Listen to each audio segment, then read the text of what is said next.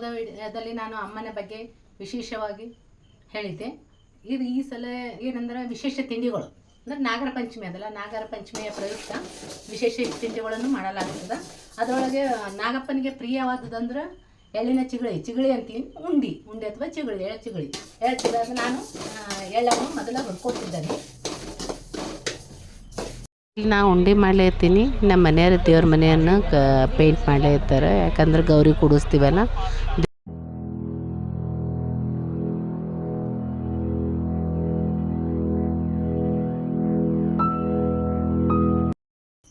ಈಗ ಇಷ್ಟತನ ಎಳ್ಳು ಹುರ್ಕೊಂಡೆ, ಈಗ ಬೆಲ್ಲ ಅಂತ ಇದು ಮಾಡ್ತೀನಿ. ನಾನು ಬೆಲ್ಲ ತೆಗಿತಾ ಇದ್ದೀನಿ.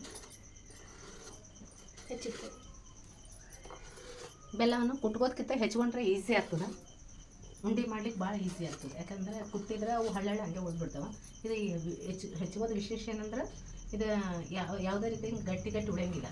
ಈಸಿಯಾಗಿ ಅದು ಎಳ್ಳಿನ ಜೊತೆ ಬೆಲ್ಲ ಸೇರಿಬಿಡುತ್ತೆ. ಇದು ನಾಗಪ್ಪನಿಗೆ ತಂಬಿಟ್ಟು ತುಪ್ಪ ಮತ್ತದಲ್ಲಿ ಬೆಲ್ಲವನ್ನು ಕರಿಬಿಟ್ಟು ಅದಕ್ಕೆ ಏಲಕ್ಕಿ ಕೊಬ್ಬರಿ ಎಲ್ಲವನ್ನು ಹಾಕಿ ಎಳ್ಳು ಬೆಲ್ಲ ಮಿಕ್ಸಿ ಹಾಕಿದ್ದೀನಿ. ಈಗ ಮಿಕ್ಸಿಗೆ ಆಗಿ ರೆಡಿ ಆಗ್ಯದ. ಇದನ್ನು ಉಂಡೆ ಕಟ್ತೀನಿ. ಎಳ್ಳು ಬೆಲ್ಲ ಮಿಕ್ಸಿ ಹಾಕ್ಕೊಂಡು ಅದು ಚೆಂದ ಹದ ಮಾಡಿ ಅದನ್ನು ಉಂಡೆ ಮಾಡ್ತಿದ್ದೀನಿ. ಚಿಗಳಿ ಅಂತಾರೆ, ಚಿಗಳಿ ರೆಡಿಯಾದ ಚಿಗಳಿ ಈ ಟೈಪ್ ಮಾಡ್ತಾವೆ. ಈ ಥರ ಸೈಜ್ ಈ ಥರ ಇರ್ತದೆ.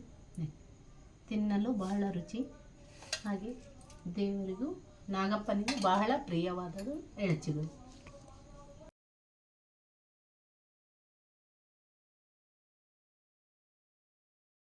ನನಗೊಂದು ನಾಲ್ಕಂತ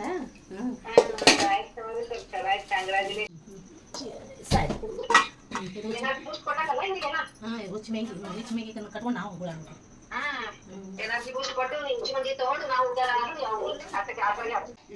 ತಂಬಿಟ್ಟು ಪುಟಾಣಿ, ಎಳ್ಳು, ತುಪ್ಪ, ಬೆಲ್ಲ ಹೆಲ್ತಿಗೆ ಚಲೋ ಉಂಟು. ಅದು ಗಂಟು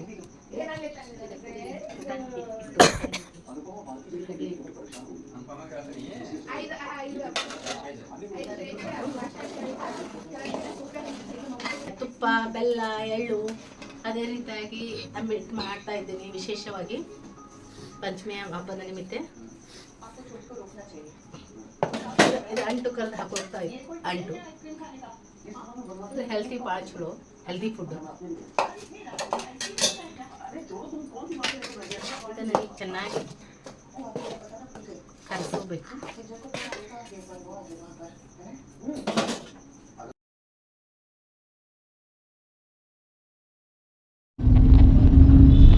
ನಾಗ ಚೌತಿ ಹಬ್ಬದ ದಿನ ಹಿಂಗೆ ಗೋಡೆ ಮೇಲೆ ನಾಗಪ್ಪನ ಬರೆದು ನಾಗಪ್ಪನ ಪೂಜೆ ಮಾಡೋದು. ಯಾಕಂದರೆ ನಮ್ಮಲ್ಲಿ ಹಿರಿಯರೆಲ್ಲ, ನಮ್ಮ ಅತ್ತೆ ಮಾವ, ನಮ್ಮ ಅವ್ವ ಅಪ್ಪ ಎಲ್ಲ ಕಲ್ಸ್ಯಾರ ನಮ್ಗೆ.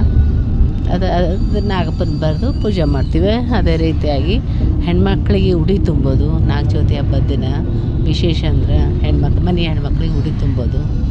ಮತ್ತು ಶ್ರಾವಣ ಸೋಮವಾರದ ಸಲ ನಾವು ಏನು ಮಾಡಿದ್ವಿ, ಮತ್ತು ಗುಡಿಗೆ ಹೋಗಿ ದರ್ಶನ ತೊಗೊಂಡು ಬಂದ್ವಿ. ಶಿವನ